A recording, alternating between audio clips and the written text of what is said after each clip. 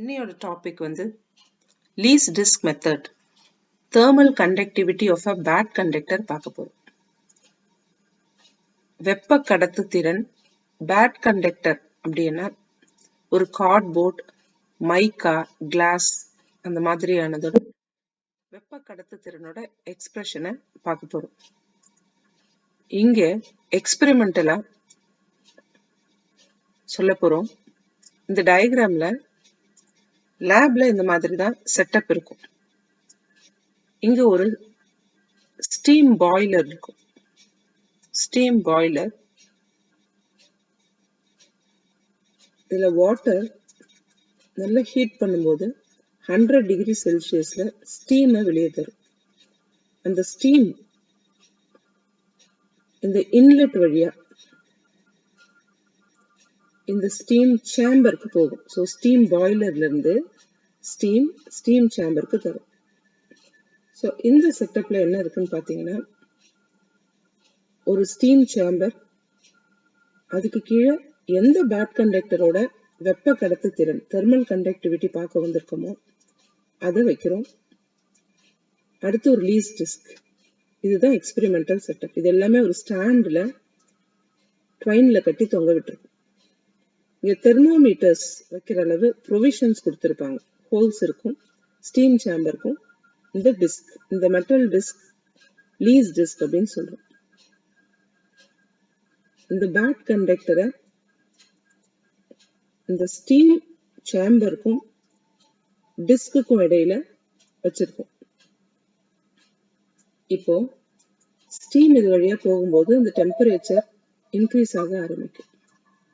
இதோட டெம்பரேச்சர் θ1 அப்படின்னு எடுத்துக்கிறோம். டிஸ்கோட டெம்பரேச்சர் θ2. இங்க எக்ஸ்பெரிமெண்டலா எக்ஸ்பிளனேஷன் எப்படின்னா, இந்த ஸ்டீம் சேம்பர்ல டெம்பரேச்சர் இன்க்ரீஸ் ஆயிட்டே இருக்கும். இந்த அவுட்லெட் வழியா அந்த கோல்ட் ஏர் ஸ்டீம் வெளியே வந்துடும். ஸோ இந்த பேட் கண்டக்டர் இதுல ஸ்டீம் சேம்பர் கொடுக்குற எல்லா டெம்பரேச்சரையும், எக்ஸாம்பிள் 98 100 டிகிரி செல்சியஸையும் வாங்கிட்டு இந்த டிஸ்க்கு தரணும். பட் பேட் கண்டக்டரா இருக்கிறதால அதால எல்லா டெம்பரேச்சரையும் வாங்குற எல்லா டெம்பரேச்சரையும் அதால கடத்த முடியாது.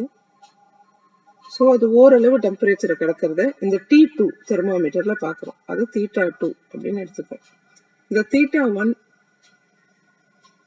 ஒரு ஸ்டெடி ஸ்டேட் காமிக்கிற வரைக்கும் இது ஏறிட்டே இருக்கும். எக்ஸாம்பிள் θ1 கான்ஸ்டன்டா இருக்கும், அது நகரவே நகராது. அதை θ1 எடுத்துக்கிறோம். இந்த T2 தெர்மோமீட்டர் அது ஒரு கான்ஸ்டன்ட் டெம்பரேச்சர் காமிக்கும். ஒரு ஸ்டெடி ஸ்டேட் அப்படி காமிக்கும், மாறாம இருக்கும். அதை θ2 எடுத்துக்கிறோம். இப்போ இந்த எக்ஸ்பெரிமெண்டல்ல என்ன பண்ணுவோம்னா, இந்த θ1 θ2 நோட் பண்ணதுக்கு அப்புறமா இந்த பேட் கண்டக்டர் ரிமூவ் பண்ணிடுவோம். பேட் கண்டக்டர் ரிமூவ் பண்ணிட்ட அப்புறமா இந்த எஸ்ஸும் டியும் ஸ்டீம் சேம்பரும் மெட்டல் டிஸ்க்கும் கான்டாக்ட்ல இருக்கும். அப்போ என்ன ஆகும், இதுவும் அந்த டெம்பரேச்சரை ரீச் பண்றதுக்கு ஸ்டீம் சேம்பர் இப்போ ஆல்மோஸ்ட் 98 அப்படிங்கிற டிகிரி செல்சியஸ்ல இருக்கும். இந்த டிஸ்க்கும் அந்த டெம்பரேச்சருக்கு வரணும்னு இன்க்ரீஸ் ஆகும். ஏன்னா மெட்டல் கான்டாக்ட்ல இருக்க பேட் கண்டக்டரை எடுத்தாச்சு. அது இன்க்ரீஸ் ஆகி போகும்போது இந்த θ2 எவ்வளவு பார்த்திருக்கோம். ஃபார் எக்ஸாம்பிள் ஒரு 65 டிகிரி செல்சியஸ் தான் நமக்கு, இல்ல 60 டிகிரி அப்படின்னு இருக்குன்னா பிளஸ் 5 டிகிரி செல்சியஸ் ஆகிற வரைக்கும், ஒரு 72 வர வரைக்கும் இதை இன்க்ரீஸ் ஆக விடுறோம். அதுக்கப்புறமா இந்த ஸ்டீம் சேம்பரையும் ரிமூவ் பண்ணிட்டு ஃபுல்லா வெறுமனே இந்த டிஸ்க் மட்டுமே இந்த ட்வைன்ல இருக்கும். இந்த ட்வைன்ல இந்த மெட்டல் டிஸ்க் மட்டும்தான் தெர்மாமீட்டரோட இருக்கும். இப்போ என்ன ஆகும்னா, ஒரு ஸ்டாப் கிளாக் எடுத்து ரெடி பண்ணி வச்சுக்கிறோம். என்ன ஆகும்னா,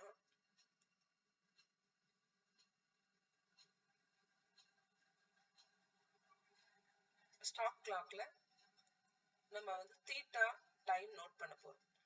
இது பேர் தான் ரேட் ஆஃப் கூலிங் பார்க்கறது. இப்போ 70 வரும்போது டைமரை ஆன் பண்றோம். இந்த டைமர் 0 டிகிரி செல்சியஸ் காமிக்கும். அடுத்து every 1 degree fall in temperature, ஒரு டிகிரி குறைய குறைய இங்க என்ன டெம்பரேச்சர் டைம் வருது. இது 0 செகண்ட்ல என்ன பண்ணுச்சு, இது 70 டிகிரி செல்சியஸ் 0 செகண்ட் காமிக்குது. அடுத்து 69 வரும்போது என்ன டைம் அப்படின்னு டைமரை நிறுத்தாம இது ஒரு 10 டிகிரி செல்சியஸ், அதாவது 65 அப்படிங்கறத உங்க θ2 இருக்கு அப்படின்னா θ2 +5ல ஆரம்பிச்சு θ2 -5 ஒரு 60 டிகிரி இதுவரையும் நம்ம டைம் நோட் பண்ணிட்டே வரோம். டைம் இன்க்ரீசிங் ஆர்டர்ல வரணும், அத நிறுத்தாம பார்க்கணும். இதுதான் இதோட எக்ஸ்பெரிமெண்டல் ப்ரொசீஜர். அதுக்கப்புறமா டைம் எக்ஸ் ஆக்சிஸ்லயும் டெம்பரேச்சரை ஒய் ஆக்சிஸ்லயும் பிளாட் பண்ணி இந்த θ2க்கு +1 -1 டிகிரி செல்சியஸ்ல difference in temperature, difference in time around θ2 எடுத்து ரேட் ஆஃப் கூலிங்க பார்க்கிறோம். இது எக்ஸ்பெரிமெண்டல் ப்ரொசீஜர். இத நம்ம இப்போ இந்த எக்ஸ்பிரஷனை கொண்டு வர போறோம். எப்படி பார்க்கிறோம் அப்படிங்கிறது. இப்போ ஃபர்ஸ்ட் செட்டப் என்ன அப்படின்னு பார்த்தா, எவ்வளோ அமௌண்ட் ஆஃப் ஹீட் இந்த பேட் கண்டக்டர் வழியா கடத்தப்படுது அப்படின்னு பார்க்கறது தான் first setup. Quantity of heat conducted, எவ்வளோ amount of heat conducted by the bad conductor ஒரு செகண்டுக்கு. அது கண்டக்ட் பண்ணிட்டே இருக்கும்போது இப்போ நம்ம இது லேப்ல தான் செய்ய போறோம். அப்போ outside temperature for example ஒரு 35 டிகிரி செல்சியஸ் இருக்கு. இந்த steam chamber 100 degree Celsius, 90 degree Celsius, 98 அப்படின்னு இருக்கும் ஸ்டெடி ஸ்டேட். எக்ஸாம்பிள் 100ன்னு வச்சுக்கிறோம்னா கூலிங்கும் நடக்கும். அப்போ ஸ்டெடி ஸ்டேட் இந்த பேட் கண்டக்டர் கொடுக்குது அப்படின்னா கூலிங்கும் நடந்துட்டு இருக்கும் சைமல்டேனியஸா. ஏன்னா இது அவுட் சைட் டெம்பரேச்சர் கம்மியா இருக்கு. அப்போ இந்த டிஸ்க் இருக்குல்ல, ஏன்னா இது வழியா ஸ்டீம் சேம்பர் வழியா பேட் கண்டக்டருக்கு வெப்பம் கடத்தப்பட்டுட்டே தான் இருக்கு, கொடுத்துக்கிட்டே தான் இருக்கு. ஆனா இந்த லீஸ் டிஸ்க் என்ன பண்ணும், எல்லா சைட்ல இருந்தும் லாஸ் ஆகும். So, quantity of heat conducted by the bad conductor per second is equal to quantity of heat lost by the least disk. The metal disk இருக்குல்ல bad conductor அப்புறம் அது வந்து லாஸ் பண்ணிட்டே இருக்கும் per second. இது ரெண்டும் ஈக்குவலா இருக்கும். ஸோ இப்போ இதுக்கான ஃபார்முலா என்ன, quantity of heat conducted by the bad conductor. நம்ம thermal conductivity definitionல thermal conductivity of a metal can be defined as quantity of heat conducted by the material per unit time, இது 1 second எடுத்துப்போம், per unit area of cross section, per unit temperature gradient எடுத்துப்போம், dt by dx. difference in temperature with respect to distance, அது length-ஆ இருக்கலாம் அல்லது thickness-ஆ இருக்கலாம். இது எப்படி எழுதணும்னா Q divided by ஏரியாவை, இப்போ நான் இங்க சர்க்குலர் கண்டக்டர் வச்சிருக்கேன்னா πr² அப்படின்னு எடுத்துக்கலாம். அப்போ அதோட ஏரியாவை A அப்படின்னு எடுத்துட்டு டிஃபரன்ஸ் இன் டெம்பரேச்சரை θ1 minus θ2, அதோட திக்னஸ் பேட் கண்டக்டரோட திக்னஸ் x அப்படின்னு எடுத்துக்கிட்டேன்னா dx க்கு பதிலாக x ன்னு போடுறோம். இதுதான் அந்த K thermal conductivityயோட எக்ஸ்பிரஷன். இப்போ Q வேணும், ஏன்னா இந்த ஃபார்முலால Q தான் நமக்கு வேணும். Q is equal to, இது அப்படியே இங்க கொண்டு போறோம், K A θ1 minus θ2 K A θ1 minus θ2 divided by x. இதுதான் இந்த ஃபார்முலா. ஸோ ஏன்னா இதோட கண்டக்ஷன் பேட் கண்டக்டரோட கடத்துத்திறன் இந்த மெட்டீரியலை பொறுத்து இருக்கு. இந்த மெட்டல்னா ஃபாஸ்டா கண்டக்ட் பண்ணும், இந்த பேட் கண்டக்டர்ங்கிறதால கம்மியா கண்டக்ட் பண்ணுது. ஸோ இந்த ஃபார்முலாவை இங்க எழுதுறோம், K A θ1 minus θ2 divided by x. இதுதான் பேட் கண்டக்டர் எவ்வளவு அமௌண்ட் ஆஃப் ஹீட்டை ஒரு செகண்ட்ல கண்டக்ட் பண்ணுது. இது எதுக்கு ஈக்குவல்னு சொன்னோம், இந்த டிஸ்க் எவ்வளவு லாஸ் பண்ணுது அப்படிங்கறத இந்த படத்துல பார்க்கணும். அது எதை பொறுத்து இருக்கு? அந்த டிஸ்கோட மாஸ பொறுத்து இருக்கு. அதோட specific heat capacity. Specific heat கெப்பாசிட்டினா என்னன்னா தன்வெப்ப ஏற்புத்திறன். தன்வெப்ப ஏற்புத்திறன்னா என்னன்னா the amount of heat required to raise the temperature of 1 kg of the substance by 1 Kelvin. இது எப்படின்னா என்ன சொல்லலாம்னா, இப்போ எக்ஸாம்பிள் ஒரு 385 ஜூல் ஹீட் எனர்ஜி இதுக்கு தேவைப்படுது. எதுக்குன்னா, இப்போ நான் ஒரு மெட்டீரியல் ஸ்டீல் இல்லை காப்பர் ஏதோ ஒன்று எடுத்துக்கிறேன்னா, இந்த ஸ்டீல் 1 kg இருக்கு மாஸ் அப்படின்னா அதோட டெம்பரேச்சரை எக்ஸாம்பிள் 300 கெல்வின் தான் ரூம் டெம்பரேச்சர்ல இருக்கு. எக்ஸாம்பிள் இது 301 கெல்வின் டெம்பரேச்சரா இன்க்ரீஸ் பண்றதுக்கு, 1 கெல்வின் வெப்பநிலையை கூட்டுறதுக்கு இந்த 1 kgக்கு எவ்வளவு அமௌண்ட் ஆஃப் ஹீட் எனர்ஜி தேவைப்படுது, அதுதான் அதோட தன் வெப்ப இருப்புத்திறன். அந்த மாதிரி ஒரு ஒரு மெட்டீரியலுக்கும் வேற வேற மாதிரி இருக்கும். இங்க அதை பொறுத்து இருக்கு இது எவ்வளவு லாஸ் பண்ணுது. அடுத்து ரேட் ஆஃப் கூலிங், எந்த மாதிரியான கூலிங் நடக்குது, ஒரு செகண்டுக்கு எந்த மாதிரி கூலிங் நடக்குது. ஸோ இது மூணு பொறுத்துதான் அதோட quantity of heat lost by the disc. இது ரெண்டும் ஸ்டடி ஸ்டேட்ல ஈக்விலிபிரியம் கண்டிஷன்ல ஈக்குவலா இருக்கும். இந்த பேட் கண்டக்டர் ஹீட்டை இன்க்ரீஸ் பண்றதுக்கும் கண்டக்ட் பண்றதுக்கும் இந்த லீஸ் டிஸ்க் ஒரு செகண்ட்ல எவ்வளவு அமௌண்ட் ஆஃப் ஹீட் எனர்ஜியை லாஸ் பண்ணுதுங்கிறதும் ஈக்குவலா இருக்கும். ஸோ நம்ம பார்க்க வந்தது என்ன, கே அதோட எக்ஸ்பிரஷன், பேட் கண்டக்டரோட thermal conductivity பார்க்க வந்திருக்கும். ஸோ இப்போ ரிமைனிங் எல்லாம் இந்த பக்கம் ரைட் ஹேண்ட் சைட்ல கொண்டு போய் அலைன் பண்றோம். MSRC இந்த x மேல போகும், x divided by a θ1 minus θ2. இப்போ ஏரியா நான் ஸ்கொயர் டிஸ்க் அப்படி எடுத்துக்கிட்டேன்னா a ஸ்கொயர் போடணும். இங்க நம்ம சர்க்குலரா எடுத்துக்கிறதால πr ஸ்கொயர் போடணும். அவ்வளவுதான். இது கொஸ்டினை பொறுத்து நம்ம எழுத போறோம். இப்போ இதுல என்னென்னலாம் உனக்கு தெரியும் பாத்தீங்கன்னா, மாஸ் ஆஃப் த டிஸ்க் நமக்கு 1 kg இல்ல 800 கிராம்ஸ் என்னன்னு நம்ம வெயிட் பண்ணி பார்த்து தெரிஞ்சுக்கலாம். ஒரு ஒரு மெட்டீரியலோட தன்வெப்ப ஏற்புத்திறன் ஸ்பெசிபிக் கெப்பாசிட்டி தெரியும். அதோட திக்னஸ் ஸ்க்ரூ கேஜ் வச்சு நம்ம மெஷர் பண்ணிக்கலாம். இப்போ எக்ஸாம்பிள் நான் சர்க்குலர் டிஸ்க் வரைஞ்சிருக்கிறதால πr ஸ்கொயர் இருக்குன்னா இந்த ரேடியஸ் ஆஃப் த டிஸ்கையும் நம்ம ஸ்க்ரூ கேஜ் வச்சு தெரிஞ்சுக்கலாம். அடுத்து θ1 மைனஸ் θ2 டெம்பரேச்சரை வச்சு பார்க்கலாம். the radius of the disc நம்ம வெர்னியர் கேலிப்பரை வச்சு பார்க்கலாம். thickness அப்படிதான் ஸ்க்ரூ கேஜை வச்சு பார்க்க முடியும். ஸோ இப்போ இதெல்லாம் தெரியுது, பட் ரேட் ஆஃப் கூலிங் மட்டும் தெரியல. இந்த ரேட் ஆஃப் கூலிங்க்கு இந்த கிராஃபிக்கல் மெத்தட் ஒன்று இருக்கு. இந்த கிராஃபிக்கல் மெத்தட் எப்படி போட்டோம்னா ஸ்டெடி ஸ்டேட்டுக்கு அப்புறமா தான் எடுத்துட்டோம். அப்போ ரெண்டு டைப் ஆஃப் கூலிங் நடக்கும். ஒன்னு இந்த ஹீட் கண்டக்ட் பண்ணிக்கிட்டே இருக்கும்போது இந்த சைட்ல கூலிங் நடந்துட்டே இருக்கும். ஸ்டெடி ஸ்டேட் முடிஞ்ச அப்புறம் இது ஆஃப்டர் ஸ்டெடி ஸ்டேட். இந்த டயக்ராம் ஸ்டெடி ஸ்டேட் முடிஞ்ச அப்புறமும் இங்க கூலிங் எல்லா சைட்ல இருந்தும் நடக்கும். ஸோ ரெண்டு டைப்ல பார்க்க போறோம். ஸோ இப்போ before steady state is reach இந்த ஆர்சி கண்டுபிடிக்க போறோம். ஆர்சி என்னங்கிறத பார்க்க போறோம். ஏன்னா இந்த ஃபார்முலாக்கு இது எல்லாமே தெரியும், இந்த ஆர்சி மட்டும்தான் எனக்கு தெரியாது. ஸோ அப்போ ரெண்டு டைப்ல கூலிங் நடக்குது. ஒன்னு before steady state is reach. இந்த ஸ்டெடி ஸ்டேட் வந்ததுல θ1 θ2 ஸ்டெடி ஸ்டேட், அதுக்கு அப்பவும் கூலிங் நடந்தது. அப்போ என்னெல்லாம் நடந்தது அப்படின்னு பார்த்தா, எப்படி கூலிங் நடந்திருக்குன்னா ரேட் ஆஃப் கூலிங் இந்த டயக்ராம்ல இந்த எல்லா டிரெக்ஷன்லயும் அது கூலிங் நடக்கு. ஏன்னா இந்த மேல வழியா நடக்காது.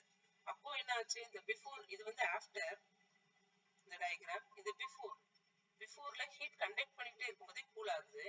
அப்போ இந்த மேல பேக் கண்டக்டர் வழியா கூல் ஆக முடியாது, ஏன்னா அது வழியா தான் ஹீட் கண்டக்ட் ஆயிட்டே இருக்கு. அப்போ மிச்சம் எங்கெல்லாம் இருக்குன்னு பாத்தீங்கன்னா, இங்க இருக்கிற அந்த சர்ஃபேஸ் ஏரியா, கீழே அந்த ஏரியா πr ஸ்கொயர். அதுக்கப்புறம் இந்த சர்க்கம்ஃபரன்ஸ் இருக்குல்ல, அதாவது இதுதான் அந்த டயக்ராம்னா மேல இருக்கிறது இந்த கார்ட்போர்ட் வழியாக ஹீட் கண்டக்ட் ஆகுது, அதனால அதுல கூலிங் நடக்காது. ஆனா ரிமைனிங் இருக்குல்ல, இந்த கீழே இருக்க இந்த சர்ஃபேஸ் ஏரியா இது πr ஸ்கொயர். இதுக்கப்புறம் இதை சுத்தி இருக்க சர்க்கம்ஃபரன்ஸ் 2πr, இந்த சைடு வழியாகவும் அது போகும், இந்த ரெண்டு சைடு, அது h. So 2πrh plus πr வந்துதான் பிஃபோர் ஸ்டடி ஸ்டேட் ரீச் அப்போ கூலிங் நடக்கக்கூடியது. அப்போ RCயை என்ன பண்றோம் பாத்தீங்கன்னா pi r square plus 2 pi RH. அடுத்து ஆஃப்டர் ஸ்டடி ஸ்டேட் இஸ் ரீச்ங்கிறது இந்த டயகிராம் செகண்ட் டயகிராம்ல இங்க பேக் கண்டக்டர் எடுத்துட்டோம். அப்போ எல்லா சைடாகவும் அது என்ன பண்ணும் கூலிங் நடக்கும். இப்போ இங்க என்ன இதுல இருந்து ஒரே ஒரு டிஃபரன்ஸ் என்னன்னா பேக் கண்டக்டர் அங்க இருந்தது இங்க இல்ல. அப்போ இது வழியா அந்த pi r square வழியாகவும் கூலிங் நடக்கும். அப்போ இதுக்கு எப்படி எடுத்துட்டு வந்தோம் ஒரு கிராஃபிக்கல் ரெப்ரசன்டேஷன் போட்டோம். அதுதான் d theta by dt around theta ன்னு கொண்டு வந்தோம். இந்த கிராஃபிக்கல் படி கொண்டு வந்தோம்ல இதுதான் ஆஃப்டர் ஸ்டடி ஸ்டேட் ரீச் ஓட நம்ம கண்டுபிடிச்சது d theta by dt rate of cooling கொண்டு வந்தோம். இப்போ அது எப்படி இருக்கு pi r square மேல் வழியா கார்ட்போர்டு இருக்குல்ல அதை எடுத்துக்கலாம். அதுக்கப்புறம் as usual கீழே இருக்க இந்த pi r square plus 2 pi RH. So இப்போ இந்த ஃபார்முலால RC மட்டும் தான் நமக்கு வேணும். அது கூலிங் அப்படின்னு ஒரே எடுத்துக்க முடியாது. ரெண்டு டைப் ஆஃப் கூலிங் நடக்கும் பிஃபோர் அண்ட் ஆஃப்டர். அப்போ இங்க pi rங்கிறது காமனா இருக்கு எடுத்துக்கிறோம். R plus 2H. Hங்கிறது இந்த லீஸ்ட் டிஸ்க் மெட்டல் டிஸ்க் ஒன்று இருக்குல்ல அதோட திக்னஸ். இங்க பாத்தீங்கன்னா 2 pi r square இருக்கு. So 2 pi r square plus 2 pi RH. இங்க 2 pi r காமனா இருக்கிறத எடுத்துக்கிறோம். R plus H. ஸோ இதுதான் RC யோடது. இது வந்து d theta by dt. அதாவது பிஃபோர் கூலிங் அந்த ரேட் ஆஃப் கூலிங் ஒரு செகண்ட் எவ்வளவு கூலிங் நடக்குது ஆஃப்டர் கூலிங் இது. ஸோ அப்போ ஃபார்முலா ரெண்டு கூலிங்கையும் நம்ம டிவைட் பண்றோம். RC divided by d theta by dt around theta 2. So இதுல வந்தது என்னன்னா pi r r plus 2H. இதுல 2 pi r r plus H. இங்க pi r கேன்சல் ஆகுது. இந்த d theta by dt அங்க கொண்டு போறோம். அப்போ RC is equal to d theta by dt around theta 2 மிச்சம் இருக்கிறதெல்லாம் எழுதுறோம். R plus 2H divided by 2 into R plus H. So இந்த RC யோட எக்ஸ்பிரஷனை கொண்டு போயிட்டு இங்க இருக்க இந்த வேல்யூல எழுதுறோம். இந்த ஃபார்முலால k ல சப்ஸ்டிட்யூட் பண்றோம் இந்த RC க்கு பதிலா. சோ நமக்கு என்ன ஃபார்முலா அப்ப கிடைக்கும் k is equal to ms RC இருக்கு அந்த x ஐயும் எடுத்துக்கிறேன். RC க்கு பதிலாக d theta by dt around theta 2 r plus 2H இந்த ஃபார்முலாவை சப்ஸ்டிட்யூட் பண்றோம். divided by 2 into r plus H. இதை தவிர என்ன இருக்கு நமக்கு ஏரியா நம்ம எடுத்திருக்க மெட்டீரியலோட சர்க்கிளா ஸ்கொயரா அந்த டைமென்ஷனை பொறுத்து a into theta 1 minus theta. So இதுதான் thermal conductivity of a bad conductor by least disk method. தியரிட்டிக்கலாவும் எக்ஸ்பெரிமெண்டலாவும் நம்ம கண்டுபிடிச்சிருச்சு.